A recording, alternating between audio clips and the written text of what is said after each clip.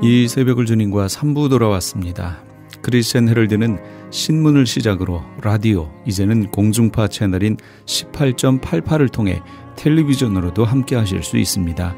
이 시간에 방송되는 모든 목사님들의 설교를 인터넷 웹사이트 chtv1888.org를 통해 다시 들으실 수 있습니다. 하루를 귀한 말씀과 찬양으로 함께 하시는 시간 되시기 바랍니다.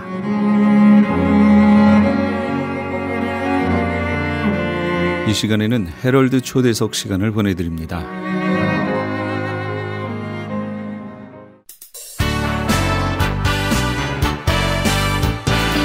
헤럴드 초대석.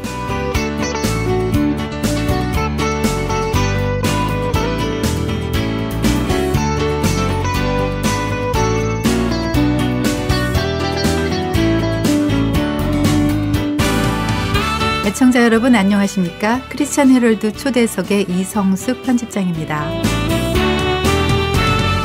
오늘 이 시간에는요, 매주 화요일 새벽 5시에 크리스천 헤럴드 라디오 선교 방송을 통해서 하나님의 귀한 말씀을 전해주시고, 또 주는 사랑채 이민법률센터를 통해 한인 커뮤니티를 위해서도 몸으로 뛰시면서 많은 한인들에게 큰 도움을 주고 계시는 박창형 목사님을 모시고 말씀 나누겠습니다. 안녕하세요, 목사님. 예, 안녕하십니까? 나와주셔서 감사합니다. 초대해 주셔서 감사합니다. 어떻게 지내셨습니까? 뭐 잘 지내고 있고, 또 우리 처음으로 저도 20년 목회하면서 처음으로 이제 방송, 우리 크리스천 헤럴드에서 기회를 주셔서 방송을 이제 나오고 있는데, 많은 분들이 이렇게 또 전화 주시고 격려해 주시고 방문해 주셔서 감사하고 또 이렇게 좋은 시간 보내고 있습니다. 네, 감사합니다. 다행입니다. 큰 도움이 되고 있는 것 같습니다. 그럼요. 최근에 이민법이 또 하나 발표됐죠? 어떤 겁니까?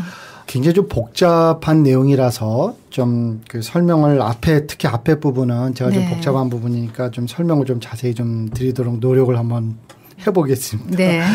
우리 미국에 있는 분들은 뭐 거의 다 가족 초청 이민을 온 사람들인데, 이민법에 의해서 가족을 초청할 수 있는 사람이 있고, 또 영주권을 받을 수 있는 사람이 있고, 영주권을 또 어떻게 받느냐 이런 것들이 다 이민법에 의해서 정해지는데, 미국에 남아서 외국에 나가지 않고 미국에 있으면서 영주권을 수속을 끝낼 수 있는 사람들이 있고, 또 그러지 못하는 사람들이 있습니다. 이렇게 두 가지로 분류가 되거든요. 그래서 우리가 영주권 수속을 하려면은 시민권자의 직계가족이라고 해서 시민권자의 배우자, 미성년 자녀, 부모가 있고요.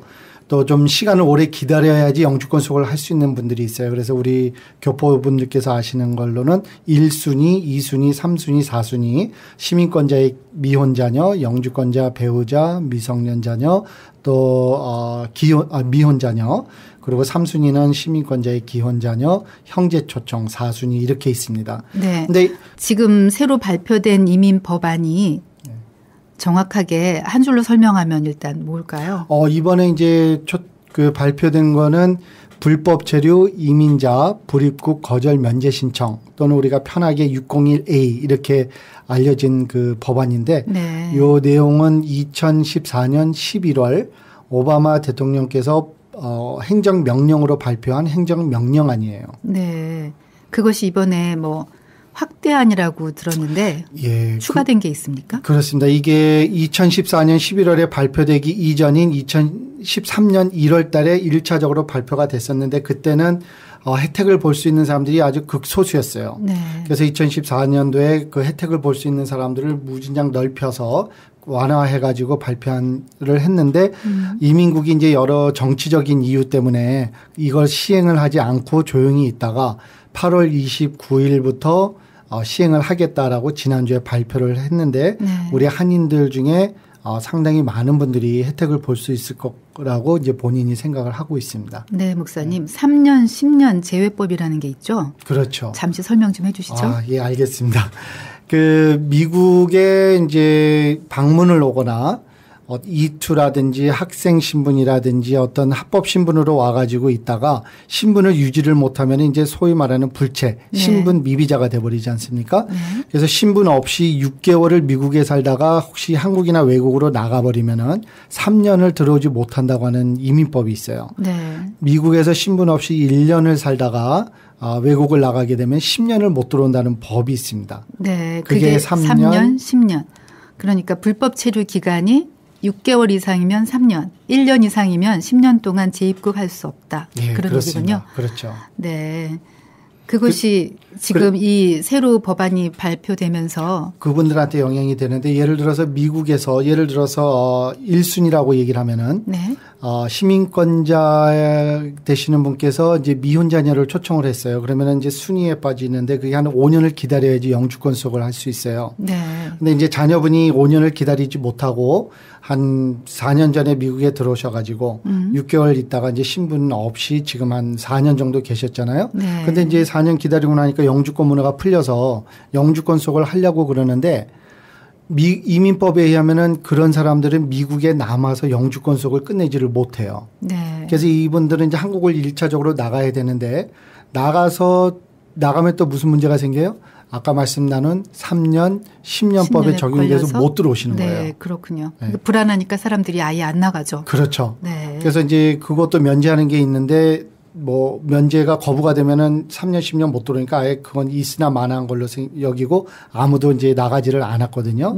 그래서 이번에 면제 신청을 허락해 준다는 거는 뭐냐면은 미국에서 이 외국에 나가지 않고 미국에 있으면서 이민국에다가 면제 신청을 해서 만약에 면제 신청을 허락을 해주면은 그 면제 신청의 의미는 뭐냐면은 이 면제 신청을 받은 사람이 한국에 나갔다가 곧바로 들어올 수 있게끔 허락을 해준다는 거를 그 승인을 해주는 거예요. 네, 그러니까 과거하고 달라진 것이 과거에는 나갔다가 들어올 수 있을지 없을지가 불확실했는데 지금은 미국에서 승인을 받고 나가기 때문에 들어오는 게 확실하다. 그렇습니다. 그렇군요. 그러면 이 601A 재입국 거절 면제 신청을 할 수 있는 자격이 어떻게 됩니까? 자격은 이제 두 가지로 보셔야 되는데 좀 어려운 거는 제일 끝에 놔두고 가장 쉬운 것부터 말씀을 드리자면은 우선은 그 초청을 받으신 분이 이제 영주권 수속을 하셔야 되는 분이 미국에 신분 없이 거주하고 있어야 되겠고요. 그분의 나이가 17세이거나 이상이 돼야 되겠고요. 그다음에 초청 서류. 잠시만요.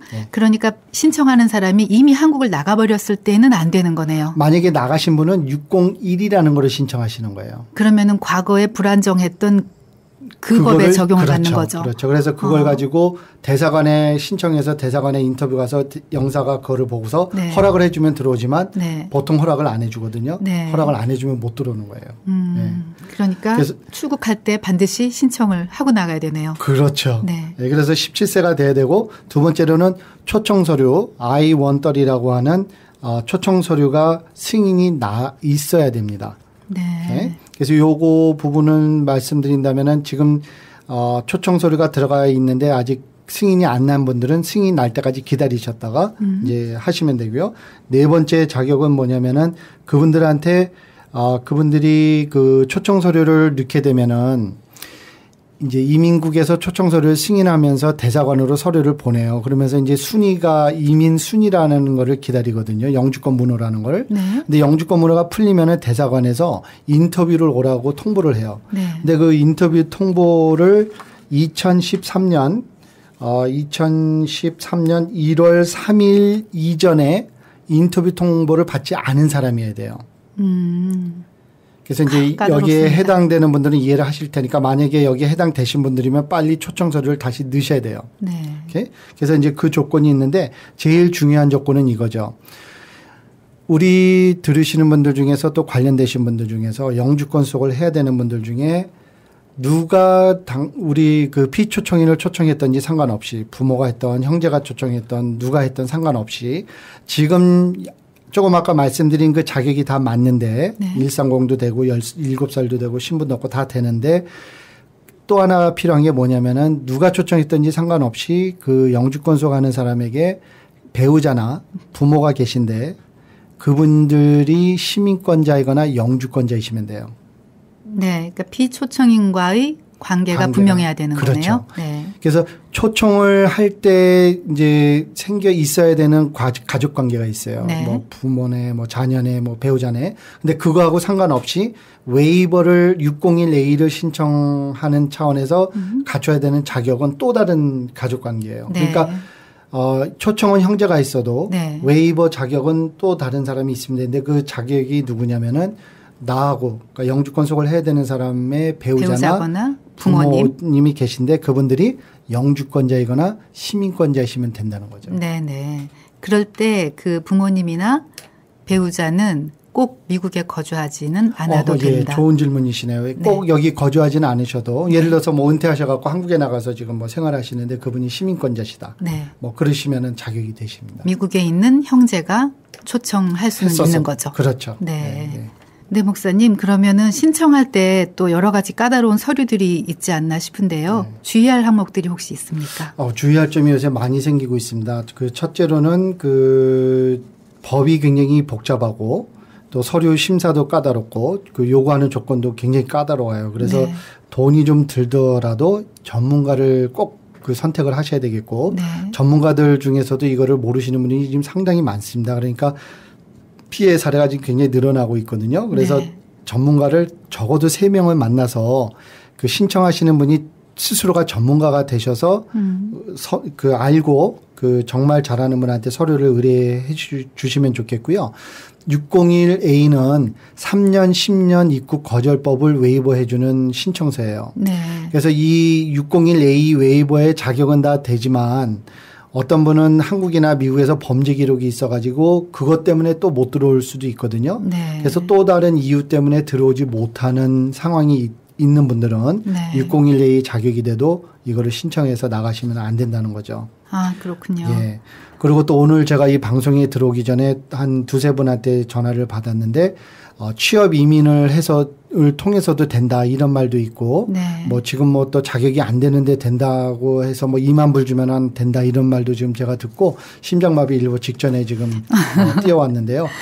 정말 그 나쁜 분들이 많은 것 같아요. 그러니까 다급한 사람들이 그렇죠. 많으니까 그렇죠. 이용해서 또 예. 나쁜 사람들도 많네요. 그죠? 되면은 일전도 안 쓰고도 될 수 있고요. 네. 안 될 일을 10만 불을 쓴다고 해서 될 수 있는 일은 아니니까 네. 좀 그 자격을 확인을 해 주시면 좋을 것 같아요. 네. 네. 그렇다면은 자, 이제는 601A를 이게 면제 서류 신청 절차. 네. 네. 이제 그 제일 중요한 부분에 본론입니다. 왔네요. 네. 본론에 왔으면 이제 그 지금 현행법으로는 670불 수수료고요. 네. 내면은 제출하면 한 3개월에서 6개월 정도 아니면 8개월까지 가는데 저희가 작년에 넣은 케이스 중에 2개월 만에 허락이 난 케이스도 있어요. 네. 그런데 시간은 좀 충분히 주셔야 될 것 같고요. 만약에 이게 신청이 들어가면은 이민 비자 수속을 같이 동시에 수속을 해 주셔야 돼요. 그걸 꼭 잊으시면 안 돼요. 네. 그래서 601A 웨이버를 이민국에다 넣고 미국 대사관에다가는 이민 비자 수속을 따로 하시고 그래서 두 개가 같이 굴러가게 해 주셔야 됩니다. 네. 그러면은 면제 서류가 거절되는 경우도 있겠죠? 지금 2003년도서부터 처음에 했을 때는 80%가 거절됐고요. 그래서 이제 하도 이제 저희 같은 사람들이 불평불만하니까 작년까지는 한 70% 정도가 이제 승인이 됐거든요. 그런데 그 심사가 굉장히 좀 불투명해요.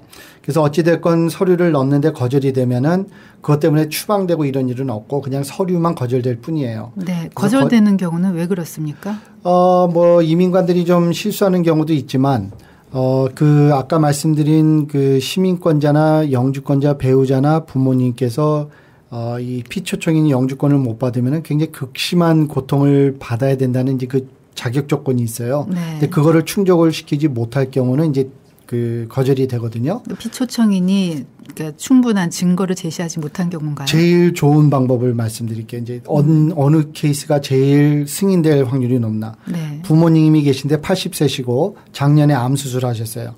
그러면은 되는 거예요. 그래서 어제 한 40대 되신 젊은 분이 그리고 이제 부모님이 계신데 나이가 젊고 건강하고 돈 많을수록 힘들어지는 거예요. 네. 그래서 어제 방문하신 젊은 분한테는 빨리 병을 키우라고 그랬어요. 그래도 그럴 수는 없잖아요. 그렇죠. 그래서 거절되면은 필요한 충분한 이유가 증명이 돼야 되는 거네요. 그렇죠. 그래서 거절되면은 또 서류를 보완해서 또 넣을 수 있고 10번까지도 넣을 수 있습니다. 네. 그러면은 승인이 되거나 거절이 됐을 경우에는 그 다음에 우리는 또 어떤 만약에 이제 승인이 되면은 이제 미국에 있는 미국 대사관에서 이민 비자 인터뷰하라고 통보가 올 거예요. 그러면 이제 그거 나가셔서 인터뷰 하셔갖고 이민 비자 받고 다시 미국에 들어오시면서 국제공항에 발을 들여놓는 순간 영주권자가 되십니다. 아, 그렇군요. 어쩌면은 영주권 신청하는 게 과거보다 훨씬 수월해졌다고도 볼 수 있네요. 두 가지인 것 같아요. 아예 할 수 없는 상황이었던 분들한테 이제 영주권 수속을 할 수 있는 문이 열린 거죠. 네. 그래서 오늘 오전에 또 전화 주신 분 중에는 부모님이 1988년도에 시민권을 받으셨는데 기혼자녀세요. 근데 기혼자녀로 이제 신분 없는 분이니까 영주권 수속을 해봤자 그때 법으로는 영주권 받을 수 있는 가능성이 없으니까 아예 초청 서류를 넣지도 않고 지금 계시다가 이 사건이 터지니까 당장이라도 지금이라도 초청 서류를 넣겠다 그러는데 만에 하나라도 지금 초청 서류는 자격이 되시는 분들은 빨리빨리 서둘러 갖고 초청 서류 넣으시고 이 법을 많은 혜택을 보시면 좋을 것 같아요. 네, 많은 사람들이 이 601A를 이해했으면 좋겠습니다. 근데 이번에 다행히 우리 크리스천 헤럴드에서 이번 주에 나온 신문의 전면으로 8월 4일자 B3 그렇죠? 네.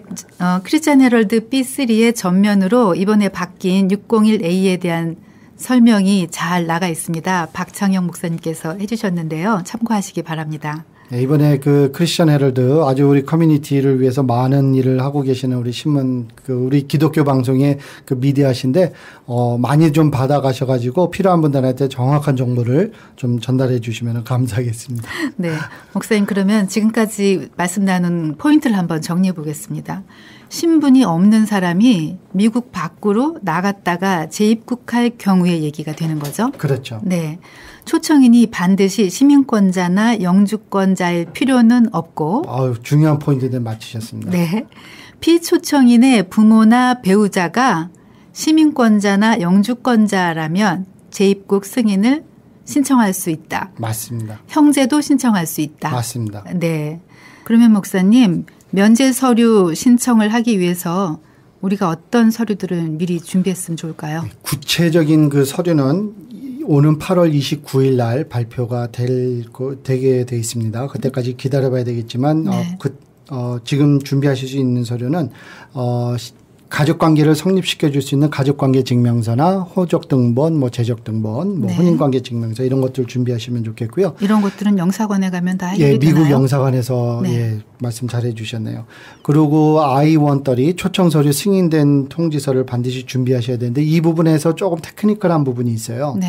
초청서류를 넣을 때 자녀분이나 이제 초청을 받아야 되는 분이 초청을 받아야 되는 분이 미국에 계시는 걸로 해서 초청 서류가 들어갔으면은 이민국이 초청 서류를 승인하면서 자동적으로 대사관에다가 보내지를 않기 때문에 영주권 문호라는 게 움직이지 않고 그냥 있거든요. 네. 그러니까 초청 서류가 승인되신 분들은 미국에 있는 걸로 해서 들어갔으면은 초청 서류를 보면 알아요. 그렇게 들어갔는지. 네. 그래서 만약에 그렇게 들어갔다 그러면 또 엑스트라 스텝을 택해가지고 빨리 대사관에다 통보를 해줘야 되거든요. 그래서 그 부분이 있고 처음 할 때부터 자녀분들이 한국에 계신 걸로 이제 들어가서 승인 난 거면은 이제 그 서류만 가지고 있으면 되겠고요.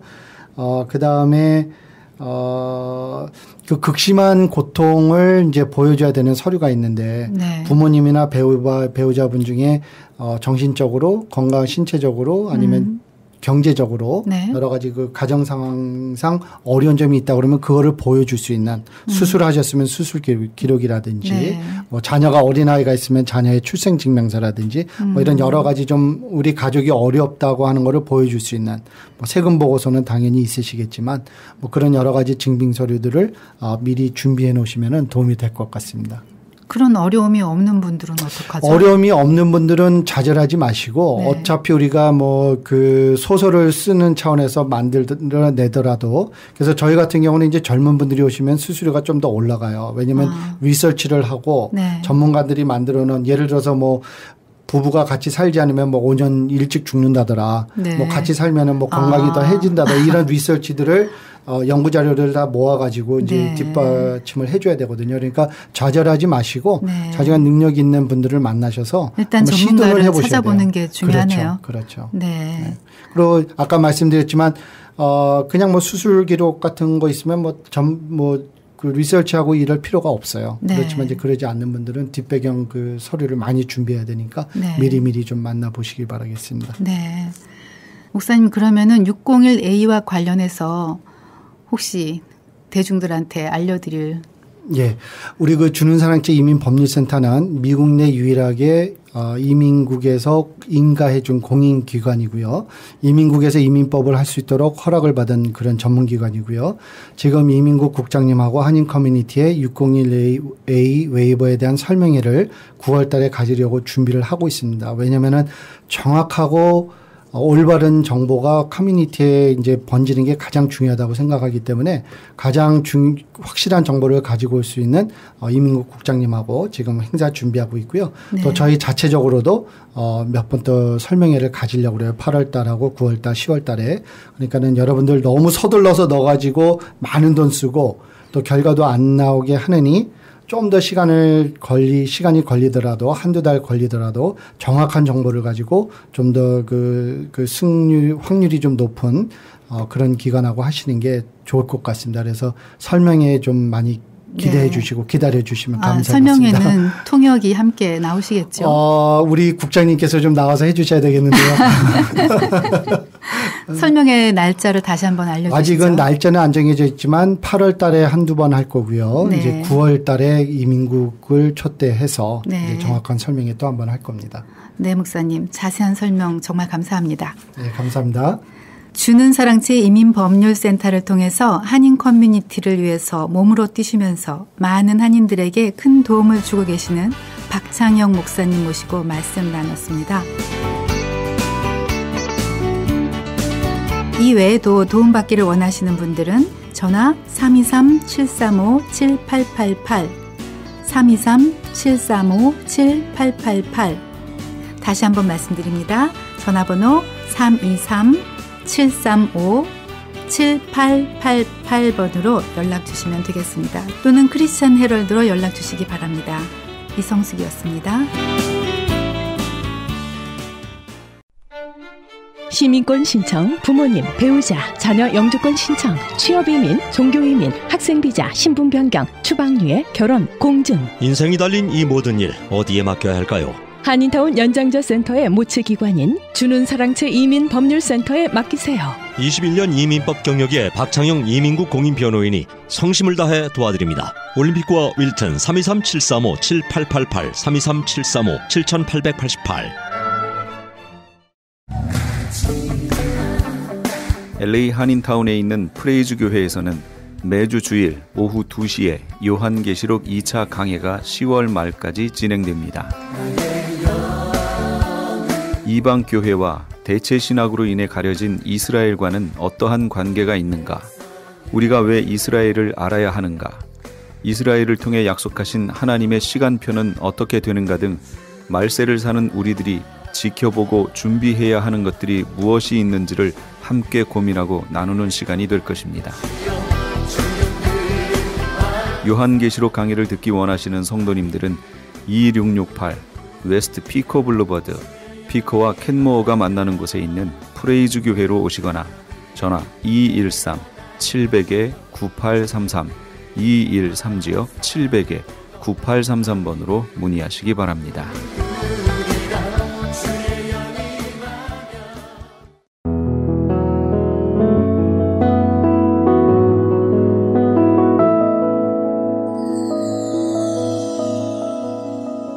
지금 여러분께서는 AM 1650과 인터넷을 통해 미 전역과 전 세계로 방송되는 크리스찬 헤럴드의 이 새벽을 주님과 3부 함께하고 계십니다. 방송시간과 설교 편성표는 크리스찬 헤럴드 신문 주간 편성표나 홈페이지 CHTV1888.org에서 확인하실 수 있습니다.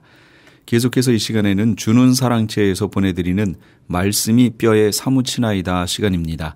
오늘은 주는 사랑채를 담임하고 계시는 박창형 목사님께서 요한복음 4장 20절에서 26절까지의 말씀을 본문으로 하나님께서 기뻐 받으시는 예배란 제목의 하나님의 말씀 전해주시겠습니다. 많은 은혜 받으시기 바랍니다.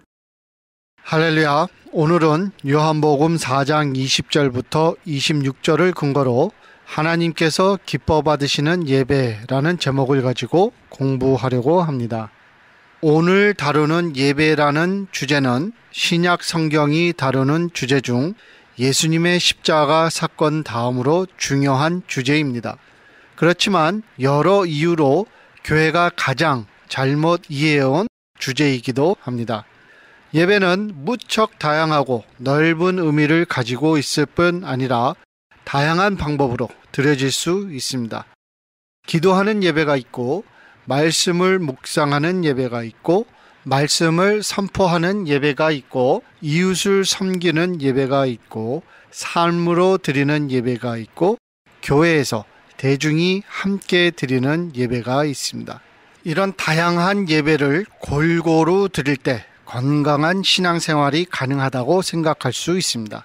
그러나 너무 오랫동안 우리는 교회에서 드리는 예배만 지나치게 강조해 왔다고 상황을 판단해 볼 수 있을 것 같습니다. 그 원인은 다양한 데서 찾아볼 수 있을 것입니다. 예수님께서 제정하신 새로운 예배 제도와 유대인들이 드리던 예배 제도를 혼동한 데서 비롯될 수 있고, 성경 말씀이 정확하게 정리되지 않은 데서 비롯될 수 있고, 또 교회 운영에 초점을 둔 교회 운영 철학에서 비롯된 경우도 있을 수 있다고 생각합니다. 예수님께서 가르쳐 주신 대로 우리 가정에서, 또 직장에서, 또 우리가 속해 있는 사회에서 인간들과의 관계 속에서 드려지는 참된 예배에 우리가 관심을 갖고 또 강조하고 신경을 써 왔었더라면 우리의 삶이, 우리의 가정이, 또 우리 사회가 더 건강하고 더 밝고 더 희망찬 사회가 되지 않았을까 하는 아쉬움도 없지 않아 있는 것입니다. 그래서 예수님께서 제정하신 예배 제도는 당시 유대인들이 이행하던 예배 제도와 완전히 다르다는 사실과 새로운 예배 제도가 도입되게 된 그 이유를 성경적으로 이해해서 흔적을 잃어버린 영적 예배 제도가 우리 생활과 가정과 교회에 다시 정착해서 하나님께서 원하신 정말 아름답고 건강하고 행복한 삶을 우리가 살 수 있기를 기대하는 마음으로 이번 시리즈를 진행해 가려고 생각하고 있습니다. 오늘 본문 요한복음 4장 20절부터 26절은 다음과 같이 기록하고 있습니다. 우리 조상은 이 산에서 예배하였는데 당신들의 말은 예배할 곳이 예루살렘에 있다 하더이다. 예수님께서 이르시되 여자여 내 말을 믿으라.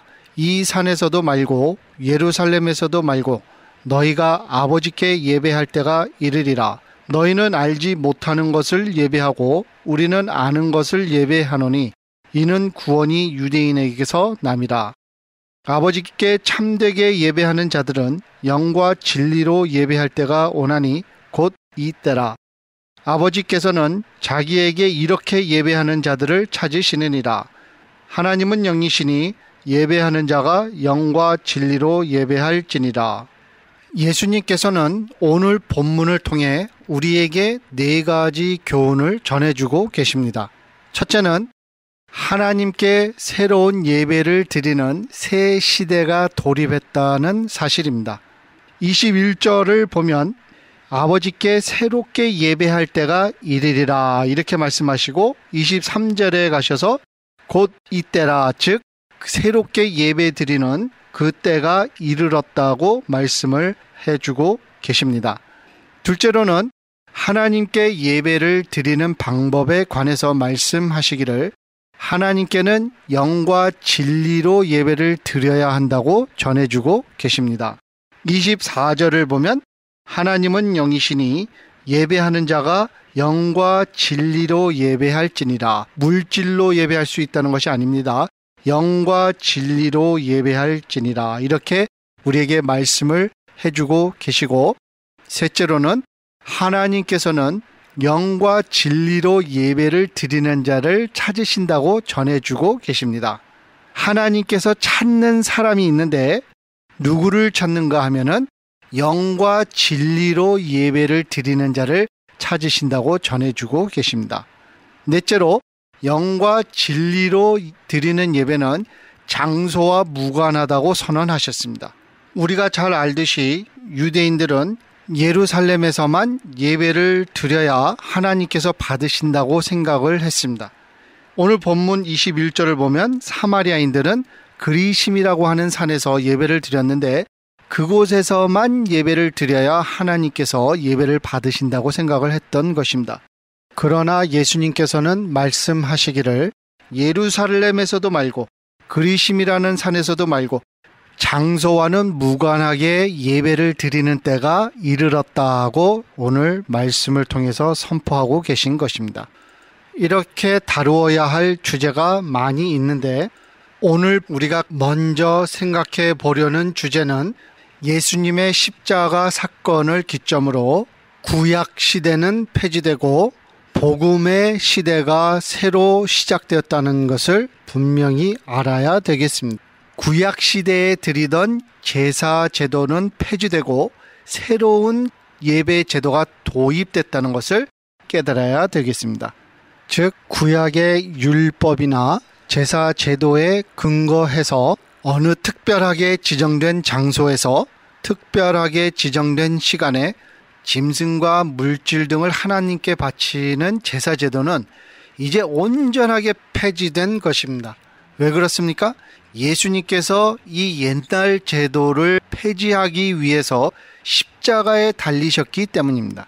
이 사실을 히브리서는 깊이 다뤄주고 있습니다. 히브리서 8장에 보면 구약의 제사 제도는 하늘에 있는 참된 예배 제도의 모형 또는 그림자에 지나지 않는다고 밝혀주고 있고, 구약에 근거한 첫 언약과 제사 제도는 낡아지고 쇠하여 없어져 가는 것이라고 묘사하고 있습니다. 9장 11절 이하에는 기록되기를 그리스도께서 장래 좋은 일의 대제사장으로 오사 손으로 짓지 아니한 곧 이 창조에 속하지 아니한 더 크고 온전한 장막으로 말미암아 염소와 송아지의 피로 아니하고 오직 자기 피로 영원한 속죄를 이루사 단번에 성소에 들어가셨느니라. 염소와 황소의 피와 및 암송아지의 피로 부정한 자에게 뿌려 그 육체를 정결케 하여 거룩하게 하거든 하물며 영원하신 성령으로 말미암아 흠없는 자기를 하나님께 드린 그리스도의 피가 어찌 너희 양심으로 죽은 행실에서 깨끗하게 하고 살아계신 하나님을 섬기게 못하겠느냐.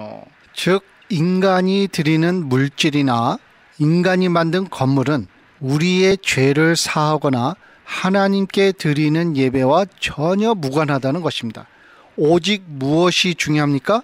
예수님께서 하나님의 말씀에 순종하시고 십자가에 매달리신 사건과 십자가에 매달리셔서 흘리신 보혈만이 중요하다는 것입니다. 더 중요한 말씀이 10장 8절 이하에 기록되어 있습니다. 기록되기를 그 후에 말씀하시기를 보시옵소서 내가 하나님의 뜻을 행하러 왔나이다 하셨으니 그 첫 것을 폐하심은 둘째 것을 세우려 하심이니라. 자, 확실하게 확인이 되어야 합니다. 예수님께서 오신 이후로 건물 안에서 종교적으로 드려지던 예배제도는 이제 끝이 났다는 것입니다. 그러나 너무 오랫동안 우리가 건물 안에서 여러 예배 중 일부인 말씀 선포 및 말씀 묵상과 관련된 예배를 예배의 전부로 생각하고 예수님께서 폐지하신 그 옛날 구약시대의 모형을 따라서 종교적인 행실로 예배를 드려온 과거를 한번 돌아보면서 오늘 말씀을 깊이 묵상해 보았으면 하는 생각이 있습니다. 자, 그러면 하나님께 바른 예배를 드리기 위한 가장 근본적인 조건은 하나님이 누구신가를 아는 데 있다고 저는 생각을 합니다. 오늘 본문을 보게 되면 하나님은 영이시니라고 우리에게 하나님을 소개해주고 있습니다. 하나님은 영이시니라는 그 말의 이면에는 하나님께서 세상에 보이는 모든 것을 창조하신 영적인 권능을 가지고 계신 분이시라는 것입니다. 모든 것의 시작이요 모든 것의 끝이라는 의미를 가지고 있습니다. 여러분들, 하나님께서 이 세상을 창조하신 영적인 분이시라는 것을 우리가 한번 깊이 생각해 보았으면 합니다. 하나님께서 창조하신 우주를 한번 생각해 보기를 바랍니다. 여러분들, 1조란 숫자는 100만이 100개가 있는 숫자입니다. 다시 한번 생각해 보세요. 100만이라는 숫자가 100개가 있으면 1조라는 숫자가 나온답니다. 그 1조가 10개가 있으면 10조가 됩니다. 과학자들은 현재 우주에 10조가 되는 은하계가 있다고 예상하고 있습니다. 그리고 각 은하계에는 약 1,000억에 달하는 별이 모여 있다고 합니다. 거꾸로 계산하면 지구와 해 같은 별들이 1,000억이 모여서 하나의 은하계를 형성하는데 1,000억이 모인 은하계가 약 10조에 달하는 숫자만큼이나 우주가 크다고 합니다. 상상을 초월하는 숫자입니다.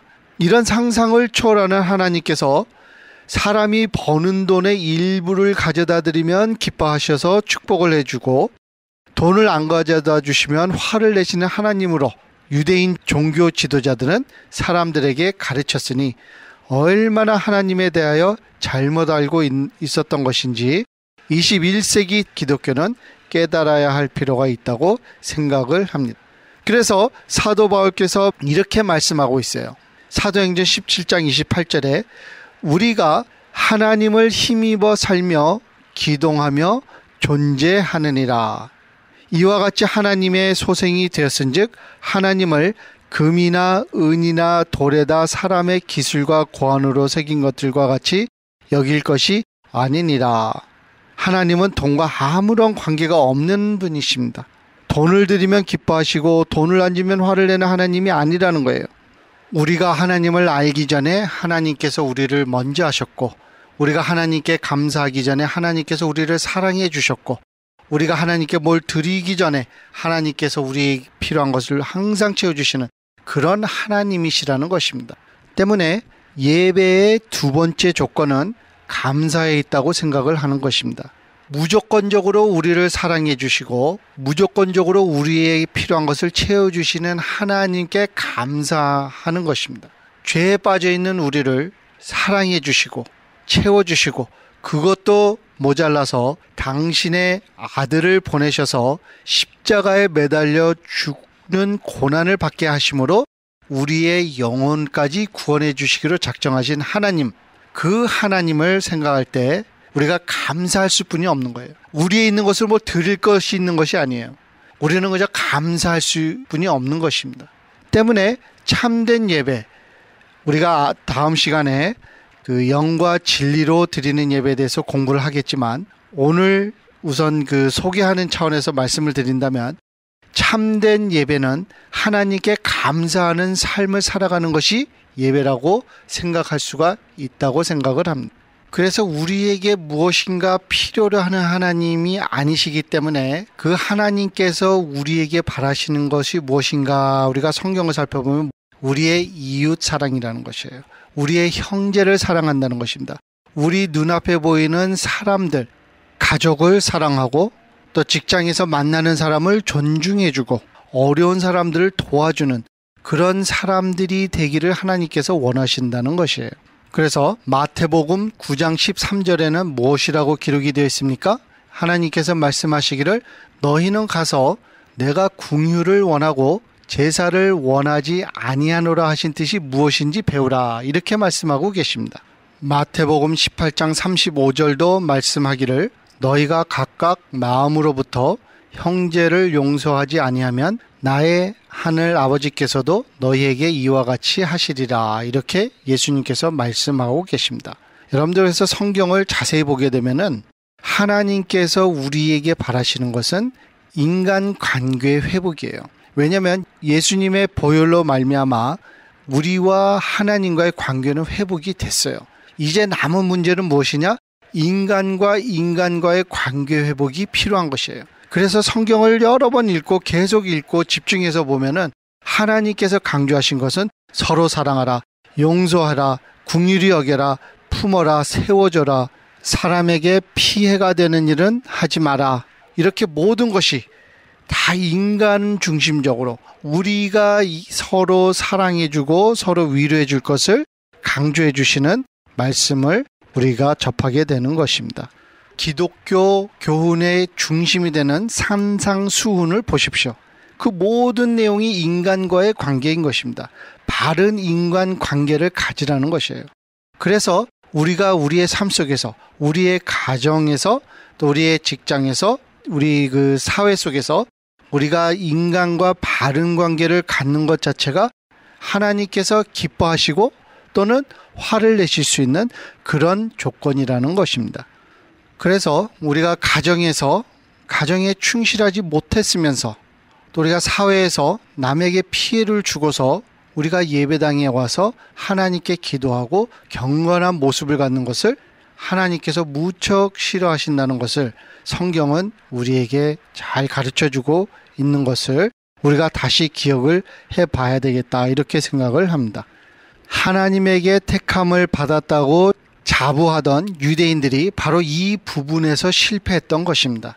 그들은 하나님에게 택함을 받은 민족이기 때문에, 그리고 생활과 무관하게 예배당에서 드리는 예배에만 전념을 했기 때문에 자기들이 생활 속에서 어떻게 행동을 하던 그것과 상관없이 그들에게 주어진 율법을 지키기만 하면 하나님께서 기뻐하시고 구원을 받을 것이라고 생각했습니다.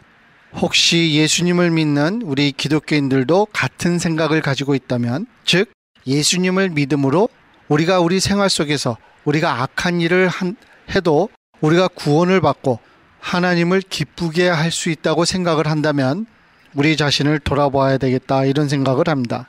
그래서 생활을 중요시 여기는 하나님을 우리가 배우기 위해서 이사야서 1장을 오늘은 공부해 보려고 합니다. 이사야서 1장은 예수님을 믿는 우리에게도 적용되는 영적 법칙을 가르쳐주고 있습니다. 1장 10절부터 17절을 살펴보도록 하겠습니다. 10절에 보면 너희 소돔의 관원들아 여호와의 말씀을 들을지어다.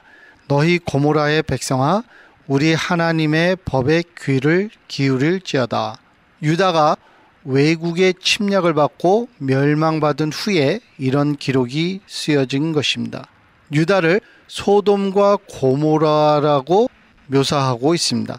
소돔과 고모라는 악이 극에 달할 대로 달한 사회를 의미합니다. 그래서 하나님에게 심판받은 사회를 의미합니다. 하나님께 택함을 받은 유다가 소돔과 고모라와 같다고 하나님께서 말씀하시면서 고로 심판을 받아야 된다는 그런 의미를 우리에게 전해주고 있습니다.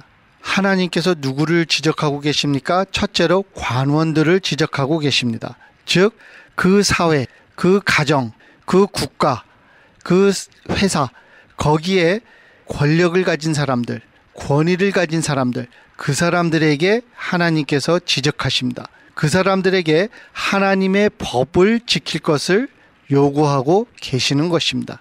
가정이나 회사나 사회가 잘못되는 이유 중에 하나가 바로 그 각 기관에 권위를 가진 사람들이 하나님의 원칙을 따르지 않고 인간의 잘못된 생각을 주장하고 따를 때 문제가 일어나는 것을 우리는 잘 알고 있습니다. 그래서 하나님께서 먼저 권세 가진 자들에게 말씀하시기를 너희는 하나님의 말씀을 지키고 하나님의 말씀에 순종하라고 성경은 말해주고 있는 것입니다. 두 번째로 누구를 지적하고 있습니까?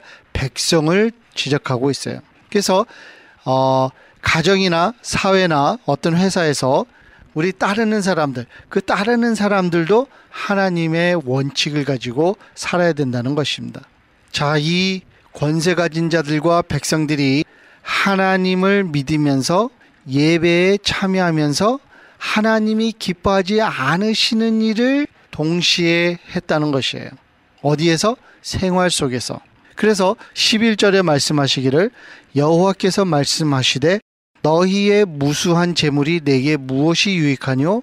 나는 수장의 번제와 살찐 짐승의 기름에 배불렀고 나는 수송아지나 어린 양이나 숫염소의 피를 기뻐하지 아니하노라. 즉 우리가 생활에서 하나님 앞에 바로 살지 않으면서 예배당에 와서 하나님께 제물을 바치거나 하나님 앞에 우리가 거룩한 모습을 보일 때 하나님께서 그런 것들을 기뻐하지 아니하신다는 것입니다. 11절에 뭐라고 기록되어 있어요? 너희가 내 앞에 보이러 오니 이것을 누가 너희에게 요구하였느냐?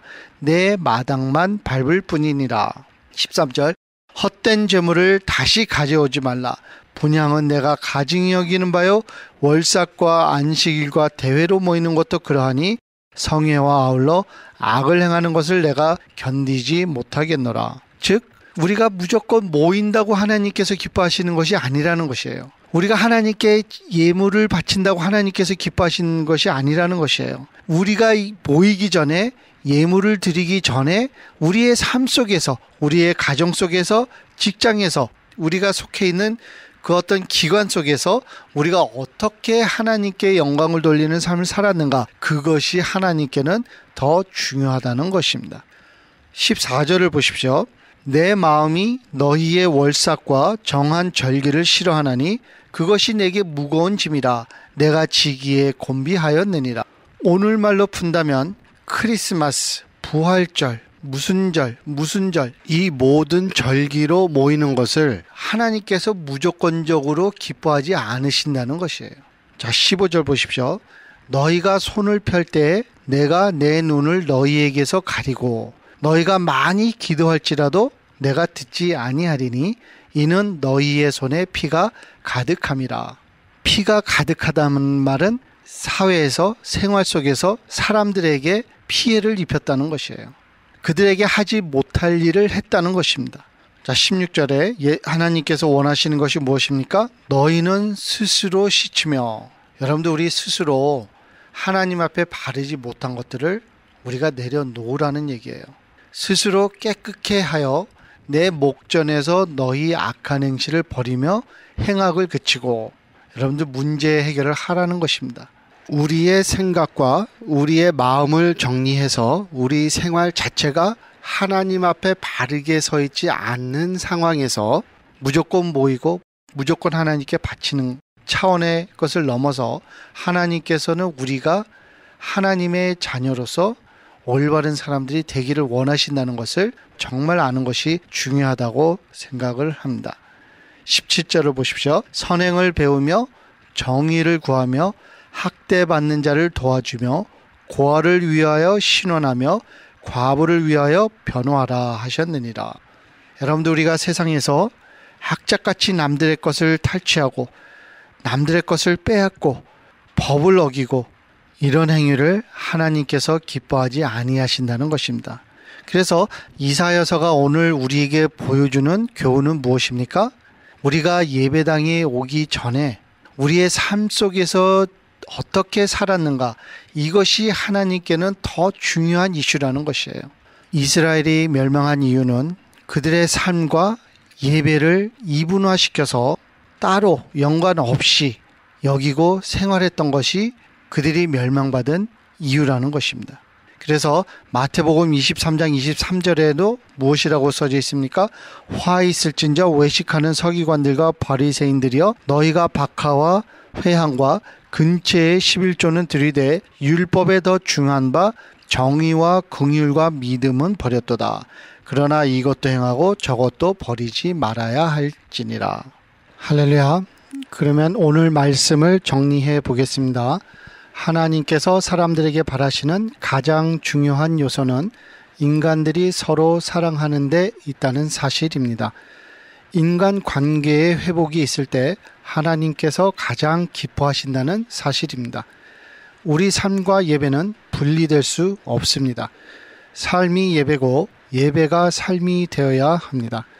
이 살아있는 예배가 드려질 때 우리가 가정과 사회에서 빛과 소금이 될 수 있다고 생각합니다. 지금까지 주는 사랑체교회 박창형 목사님께서 하나님의 말씀 전해주셨습니다.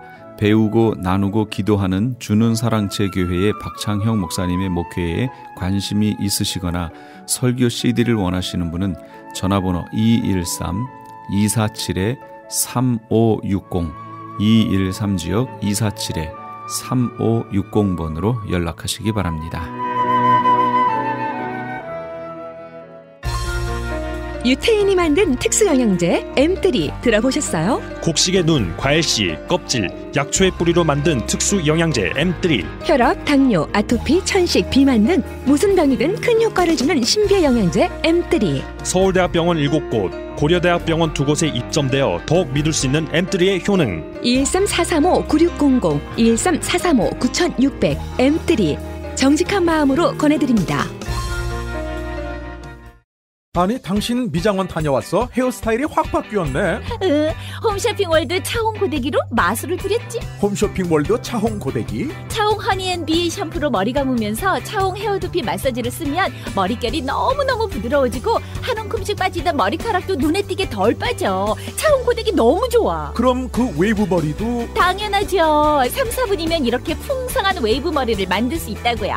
너무 이쁘다. 어디서 샀어? 홈쇼핑월드. 가격 만족, 품질 만족, 행복한 쇼핑. 팔가와 웨스턴 홈쇼핑 월드. 교계 게시판.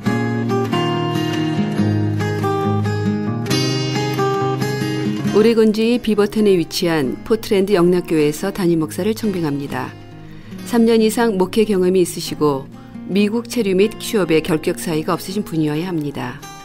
제출 서류 및 보내실 곳은 크리스천 헤럴드 홈페이지 CHTV1888.org에서 확인하시기 바랍니다.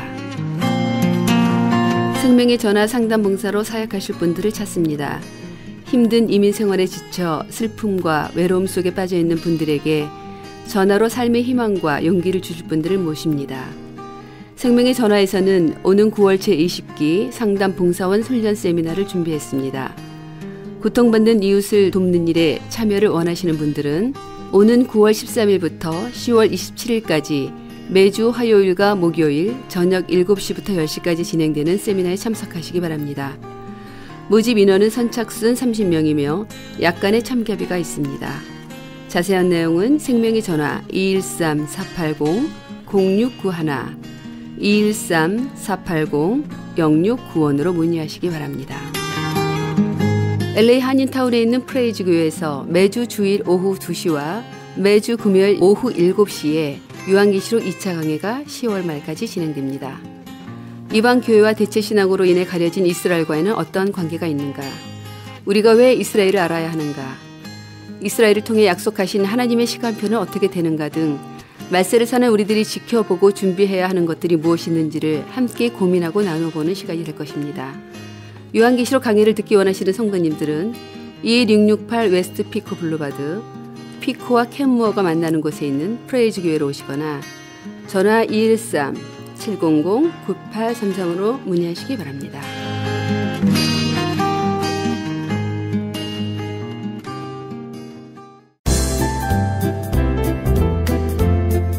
건강 칼럼. 안녕하세요. 건강 칼럼 26번째 시간입니다. 얼마 전에 고 최진실 씨의 동생 최진영 씨가 우울증으로 시달리다가 결국에는 자살했다는 소식을 들었습니다. 참으로 마음을 아프게 하는 소식이었습니다. 우울증은 1년에 매년 인구의 10% 정도의 사람들이 걸리는 심각한 질병입니다. 남성보다는 여성이 2배가량 더 걸린다고 합니다.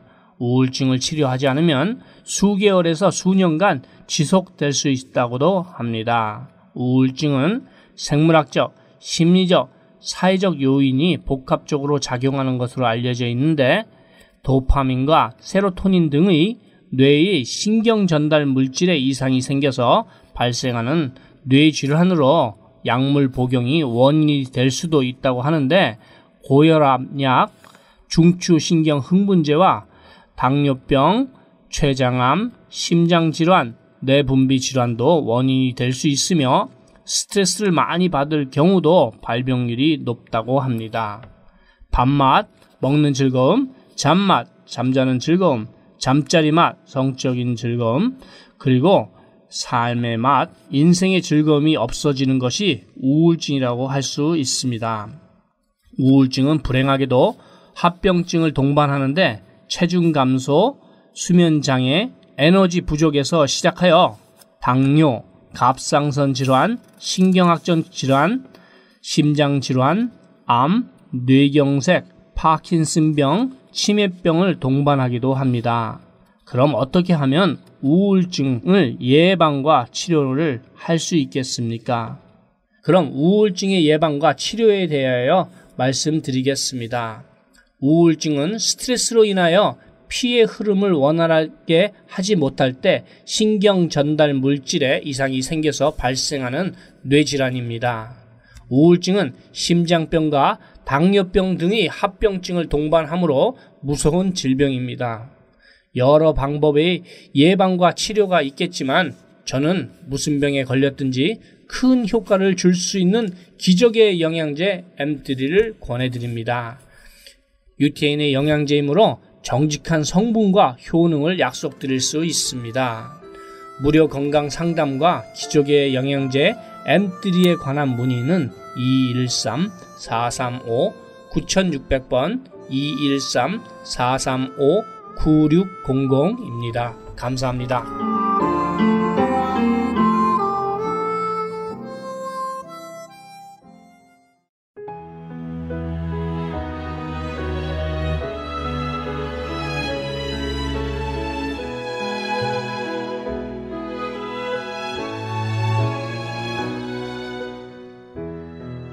사람들은 자기가 행한 일에 대해 보상이나 인정을 기대합니다.